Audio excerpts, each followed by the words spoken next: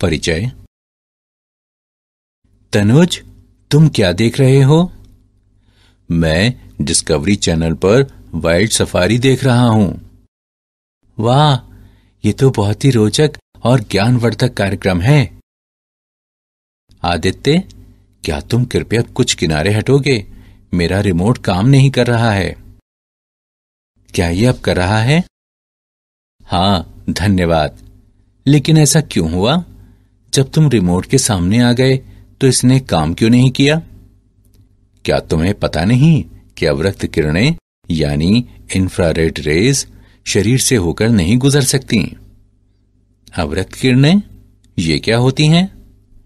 जब हम TV remote का बटन दबाते हैं तो ये एक अवरक्त तरंग उत्सर्जित करता है जो टेलीविजन के सेंसर तक जाती है। जब कोई वस्तु रिमोट के सामने आ जाती है तो तरंग उस वस्तु को भेद नहीं पाती, इसलिए रिमोट काम नहीं करेगा यदि इसके मार्ग में कोई वस्तु आ जाए। लेकिन रेडियो सिग्नलों में यह किस प्रकार संभव है जो बहुत लंबी दूरियों तक गमन करते हैं? तरंगे अनेक प्रकार की होती हैं जिनके अपने विशिष्ट गुणधर्म होते हैं।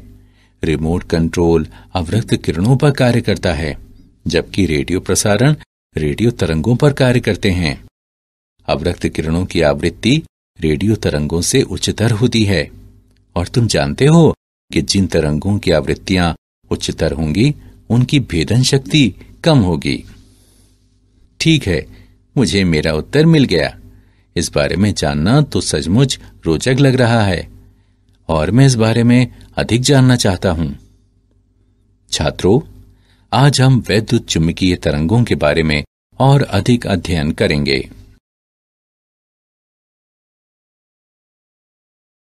उद्देश्य। इस पाठ के अंत में आप निम्न करने में सक्षम हो जाएंगे: विस्थापन धारा को परिभाषित करना, मैक्सवेल के समीकरण को जानना, वैद्युत चुंबकीय तरंगों को परिभाषित करना, हर्ट्ज के प्रयोगों का वर्णन करना, वैद्युत चुंबकीय तरंगों की प्रकृति का वर्णन करना और वैद्युत चुंबकीय स्पेक्ट्रम का विश्लेषण करना।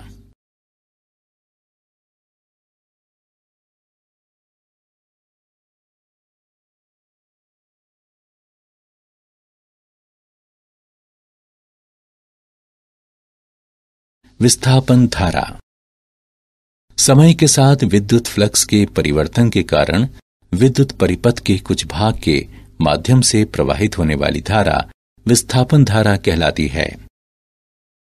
एक संधारित्र पर विचार करें जिसे धारा I को नियतांक रखते हुए आवेशित किया गया है। एम्पियर के नियम के अनुसार वक्र C के परितः B का रेखा समाकल C से आबद्ध पृष्ठ के माध्यम से प्रवाहित धारा I के म्यू नॉट गुने होने चाहिए। इसका आशय है कि पृष्ठ S1 के लिए B डॉट dl का समवृत्त समाकल बराबर म्यू नॉट I, लेकिन पृष्ठ S2 के लिए, जिसके माध्यम से धारा प्रवाहित नहीं होती है, B डॉट dl का समवृत्त समाकल बराबर 0। इसका अर्थ है कि यहां एक विसंगति है। संधारित्र प्लेटों के बीच में अचालक में परिवर्तनशील विद्युत क्षेत्र से संबद्ध धारा अवश्य होनी चाहिए। प्लेटों पर आवेश परिवर्तन की दर एप्सिलॉन नॉट d बटे dt ऑफ EA, जो epsilon naught d phi E बटे dt है। अतः विस्थापन धारा निम्न होगी: ID बराबर epsilon naught d phi E बटे dt। पृष्ठ S2 के माध्यम से विस्थापन धारा का परिमाण पृष्ठ S1 के माध्यम से चालन धारा के परिमाण के समान होगा। अब एम्पियर का नियम निम्न रूप लेता है: B डॉट dl का समवृत्त समाकल बराबर म्यू नॉट गुणे I plus epsilon naught d phi E बटे dt। मैक्सवेल का समीकरण। मैक्सवेल के समीकरण कहलाने वाले निम्न 4 समीकरण वैद्युत चुंबकत्व के मूलभूत समीकरण कहलाते हैं। 1. विद्युत संबंधी गाउस नियम। E डॉट dA का संवृत्त समाकल बराबर Q बटे एप्सिलॉन नॉट। 2. चुंबकत्व संबंधी गाउस नियम। B डॉट dA का संवृत्त समाकल बराबर 0। 3. फैराडे का नियम। E डॉट dl का संवृत्त समाकल बराबर -d फाई B बटे dt। 4. एम्पियर मैक्सवेल नियम। B डॉट dl का संवृत्त समाकल बराबर mu naught IC plus mu naught epsilon naught d phi E बटे dt।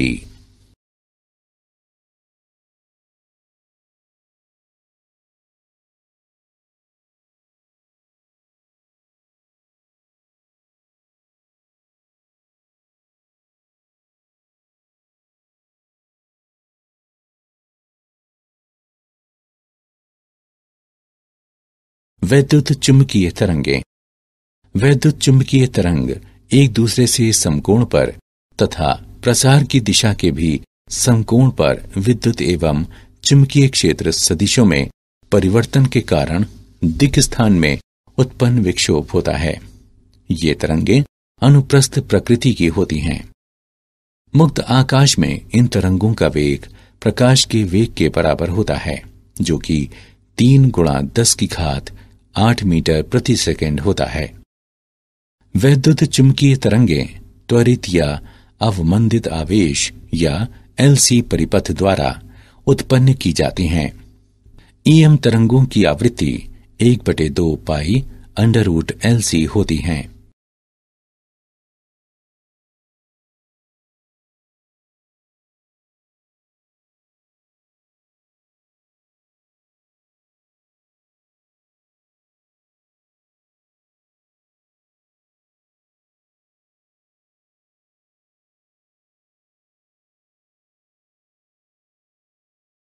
उदाहरण। आइए वैद्युत चुंबकीय तरंगों का एक उदाहरण देखें। एक समतल वैद्युत चुंबकीय तरंग में विद्युत क्षेत्र 2 × 10⁻10 हर्ट्ज की आवृत्ति तथा 48 वोल्ट प्रति मीटर के आयाम से ज्यावक्रीय दोलन करता है। क. तरंग का तरंग दैर्ध्य कितना है? ख. दोलायमान चुंबकीय क्षेत्र का आयाम कितना है? ग. चुंबकीय क्षेत्र के औसत ऊर्जा घनत्व के समतुल्य विद्युत क्षेत्र का औसत ऊर्जा घनत्व दिखाएं। आइए इसका हल देखें। दिए गए मान निम्न हैं। न्यू बराबर 2 × 10⁻10 हर्ट्ज। E0 बराबर 48 वोल्ट प्रति मीटर। क. हम जानते हैं कि लैम्डा बराबर C बटे न्यू। मानों को प्रतिस्थापित करने तथा गणना करने पर हम तरंग का तरंग दैर्ध्य 1.5 × 10⁻² मीटर प्राप्त करते हैं। ख. हम जानते हैं कि B0 बराबर E0 बटे C। मानों को प्रतिस्थापित करने तथा गणना करने पर हम चुंबकीय क्षेत्र का आयाम 1.6 × 10⁻⁻7 टेस्ला प्राप्त करते हैं। ग. विद्युत क्षेत्र का ऊर्जा घनत्व 1/ε0 E वर्ग है। चुंबकीय क्षेत्र का ऊर्जा घनत्व 1/2 μ0 B वर्ग है। हम जानते हैं कि E बराबर CB तथा C बराबर 1/√μ0 ε0। उपरोक्त दोनों समीकरणों को हल करने पर हम विद्युत क्षेत्र का औसत ऊर्जा घनत्व चुंबकीय क्षेत्र के औसत ऊर्जा घनत्व के समतुल्य प्राप्त करते हैं।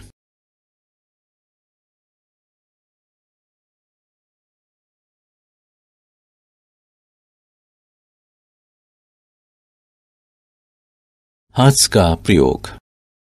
हाथ के प्रयोग।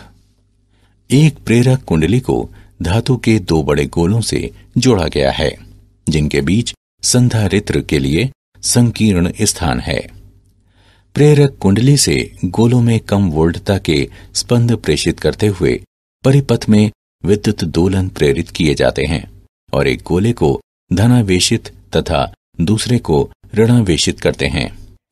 इस आयनित अवस्था में वायु अंतराल में इलेक्ट्रॉन तथा आयन परिपथ के समान आवृत्ति न्यू के साथ आगे पीछे दोलन करते हैं। इस प्रक्रिया के परिणाम स्वरूप न्यू आवृत्ति की वैद्युत चुंबकीय तरंगें उत्पन्न होती हैं। ये परिपथ एक ट्रांसमीटर कहलाता है क्योंकि ये वैद्युत चुंबकीय तरंगें उत्पन्न करता है। ग्राही परिपथ में तार का एकल पाश होता है जो दोनों गोलों से संयोजित है, जिसका अपना क्रियाशील प्रेरण, संधारिता तथा दोलन की प्राकृतिक आवृत्ति है। प्रेक्षण: जब ग्राही की अनुनादी आवृत्ति प्रेषित्र के अनुरूप होती है तो प्रेषित्र से ग्राही तक ऊर्जा का स्थानांतरण वायु अंतराल में स्फुलिंगों के रूप में होता है। स्थानांतरित ऊर्जा वैद्युत चुंबकीय तरंगों के रूप में ले जाई जाती है।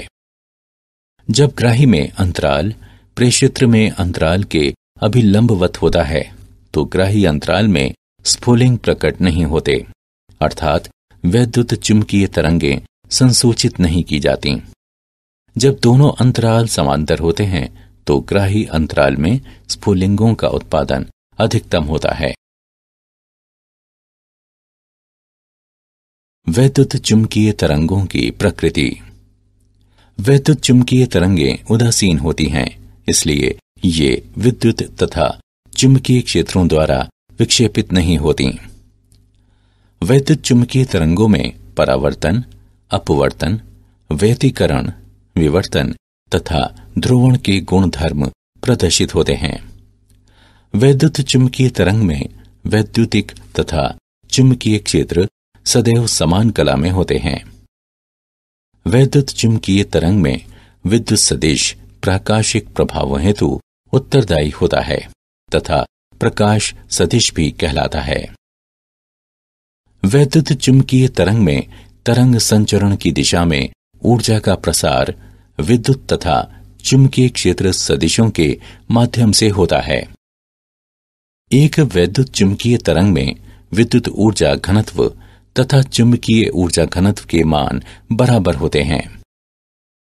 पदार्थ माध्यम में वैद्युत चुंबकीय तरंगों की चाल निम्न समीकरण द्वारा व्यक्त की जाती है: न्यू बराबर C/N।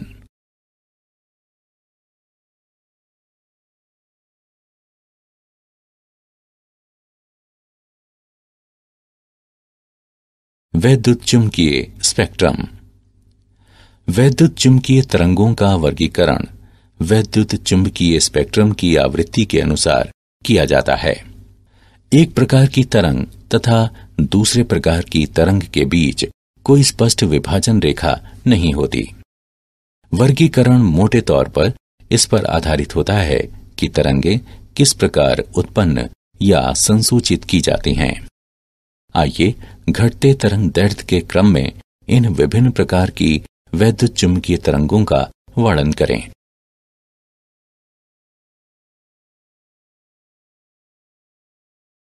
रेडियो तरंगें: निम्नतर आवृत्ति की रेडियो तरंगें विद्युत दोलक परिपथों के उपयोग द्वारा सामान्यतः चालक तारों में आवेशों की त्वरित गति से उत्पन्न होती हैं। ये रेडियो तथा टेलीविजन संचार प्रणालियों में उपयोग की जाती हैं। इनकी आवृत्ति परास सामान्यतः 500 किलोहर्ट्ज से लगभग 1000 मेगाहर्ट्ज तक होती है। सेलुलर फोनों में अत्युच्च आवृत्ति बैंड की रेडियो तरंगों का उपयोग करके ध्वनि संदेशों का आदान प्रदान किया जाता है। सूक्ष्म तरंगें: सूक्ष्म तरंगों की आवृत्ति 3 गीगाहर्ट्ज से लेकर 300 गीगाहर्ट्ज परास तक की होती हैं, जिन्हें विशेष प्रकार की निर्वात नलिकाओं जैसे कि क्लाइस्ट्रॉन, मैग्नेट्रॉन और गन डायोड से उत्पन्न किया जाता है। उच्च आवृत्ति या लघु तरंग दैर्ध्य के कारण ये प्रतिरक्षा एवं विमान संचालन में रडार प्रणालियों के लिए उपयोगी होती हैं। माइक्रोवेव अवन सूक्ष्म तरंगों का घरेलू अनुप्रयोग है।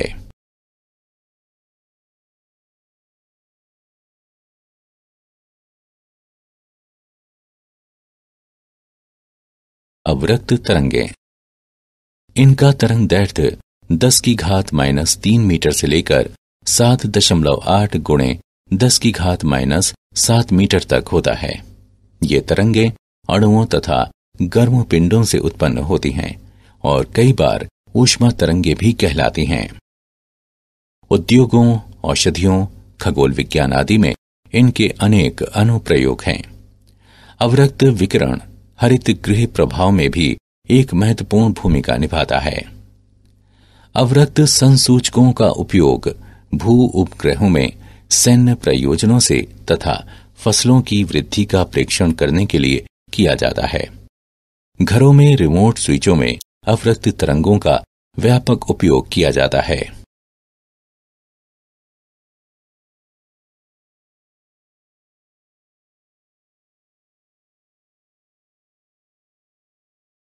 दृश्य तरंगें, ये ऐसी तरंग दैर्ध्य वाला संकीर्ण बैंड होता है जिसके प्रति हमारे रेटिना संवेदनशील होते हैं। इसकी परास लगभग 4 गुणे 10 की घात 14 हर्ट्ज से लगभग 7 गुणे 10 की घात 14 हर्ट्ज तक होती है। परमाणुओं और अणुओं के घटकों, विशेष रूप से इलेक्ट्रॉनों की गतियों में आंतरिक समायोजन के परिणाम स्वरूप उनके द्वारा प्रकाश उत्पन्न किया जाता है। प्रकाश द्वारा नेत्र पर उत्पन्न होने वाले विभिन्न संवेद रंग कहलाते हैं, जो वैद्युत चुंबकीय तरंगों की आवृत्ति या तरंग दैर्ध्य पर निर्भर होते हैं। विभिन्न जंतु विभिन्न परास के तरंग दैर्ध्य के प्रति संवेदी होते हैं।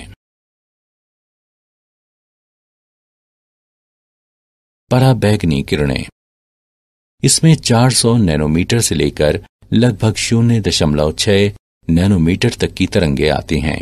ये तरंगें परमाणुओं एवं अणुओं द्वारा वैद्युतिक विसर्जनों में उत्पन्न की जाती हैं। सूर्य पराबैंगनी विकिरण का एक अत्यंत शक्तिशाली स्रोत है और धूप ताम्रता के लिए यही कारक मुख्यतः उत्तरदायी है, लेकिन इसका अधिकांश भाग ओजोन परत द्वारा अवशोषित कर लिया जाता है। बड़ी मात्राओं में पराबैंगनी प्रकाश मानवों पर नुकसानदेह प्रभाव डालता है। वेल्डिंग आर्क द्वारा बड़ी मात्रा में पराबैंगनी विकिरण उत्पन्न होता है, जिससे अपनी आंखों को सुरक्षित रखने के लिए वेल्डर विशेष कांच के बने चश्मे पहनते हैं। यूवी किरणों का उपयोग नेत्र सर्जरी में किया जाता है तथा यूवी लैंप जल शोधकों में कीटाणुओं को मारने के लिए उपयोग किए जाते हैं। एक्स किरणें, एक्स किरणों का तरंग दैर्ध्य लगभग 10 नैनोमीटर से लेकर 10 की घात -4 नैनोमीटर तक होता है। एक्स किरणें किसी धात्विक लक्ष्य पर उच्च ऊर्जा वाले इलेक्ट्रॉनों की बौछार कराते हुए उत्पन्न की जा सकती हैं। एक्स किरणें जिन पदार्थों से गुजरती हैं उन्हें वियोजित या आयनित करते हुए उसके परमाणुओं और अणुओं को प्रभावित करती हैं। एक्स किरणें चिकित्सीय अनुप्रयोगों जैसे कि चिकित्सा में नैदानिक उपकरणों तथा कुछ प्रकार के कैंसरों के उपचार में उपयोग की जाती हैं। गामा किरणें, ये वैद्युत चुंबकीय तरंगें नाभिकीय अभिक्रियाओं से उत्पन्न होती हैं। गामा किरणें वैद्युत चुंबकीय स्पेक्ट्रम की ऊपरी आवृत्ति परास में आती हैं और इनका तरंग दैर्ध्य लगभग 10 की घात -10 मीटर से लेकर 10 की घात -14 मीटर तक होता है। गामा किरणें अनेक रेडियोधर्मी पदार्थों द्वारा उत्पन्न की जाती हैं और नाभिकीय रिएक्टरों में बड़ी मात्राओं में उपस्थित रहती हैं। ये विकिरण रेडियोधर्मी नाभिकों द्वारा भी उत्सर्जित किए जाते हैं। चिकित्सा में कैंसर कोशिकाओं को नष्ट करने के लिए इनका उपयोग किया जाता है। क्या आप जानते हैं, मैक्सवेल ने समय के साथ परिवर्तनशील विद्युत और चुंबकीय क्षेत्रों के बीच संबंध स्थापित किया तथा इसके लिए समीकरणों का सेट प्रस्तावित किया। उन्होंने दिखाया कि प्रकाश एक वैद्युत चुंबकीय तरंग है। उन्होंने रंग दृष्टि का मात्रात्मक सिद्धांत विकसित किया। दीर्घ तरंगों की ऊर्जा लघु तरंगों से कम होती है। अंतरिक्ष से दीर्घ तरंगें पृथ्वी के वायुमंडल में आसानी से प्रवेश कर जाती हैं। पृथ्वी के ऊपर 45 से 250 मील तक विस्तृत आयनमंडल रेडियो तरंगों को परावर्तित कर सकता है। व्यतिकरण प्राप्त रेडियो संकेतों की गुणवत्ता को प्रभावित करके ध्वनि को विकृत कर सकता है या टेलीविजन चित्र को छायाओं में बदल सकता है। सारांश। आइए हमने जो कुछ सीखा है उसे संक्षेप में दोहराएं। समय के साथ विद्युत फ्लक्स के परिवर्तन के कारण विद्युत परिपथ के कुछ भाग के माध्यम से प्रवाहित होने वाली धारा विस्थापन धारा कहलाती है। वैद्युत चुंबकीय तरंग एक दूसरे से समकोण पर तथा प्रसार की दिशा के भी समकोण पर विद्युत एवं चुंबकीय क्षेत्र सदिशों में परिवर्तन के कारण दिक्स्थान में उत्पन्न विक्षोभ होता है। वैद्युत चुंबकीय तरंगों में परावर्तन, अपवर्तन, व्यतिकरण, विवर्तन तथा ध्रुवण के गुणधर्म प्रदर्शित होते हैं। वैद्युत चुंबकीय तरंग में विद्युत ऊर्जा घनत्व तथा चुंबकीय ऊर्जा घनत्व के मान बराबर होते हैं।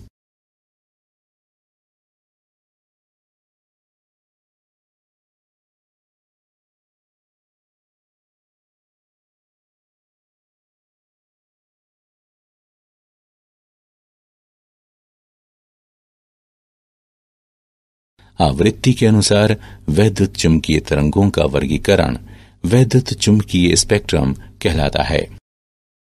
रेडियो तरंगें चालक तारों में आवेशों की त्वरित गति से उत्पन्न होती हैं।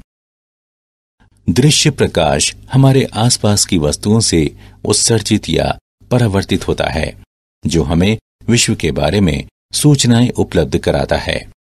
हमारे नेत्र इस परास के तरंगदैर्ध्य के प्रति संवेदनशील होते हैं। गामा किरणें अनेक रेडियोधर्मी पदार्थों द्वारा उत्पन्न की जाती हैं और रेडियोधर्मी नाभिकों द्वारा भी उत्सर्जित की जाती हैं।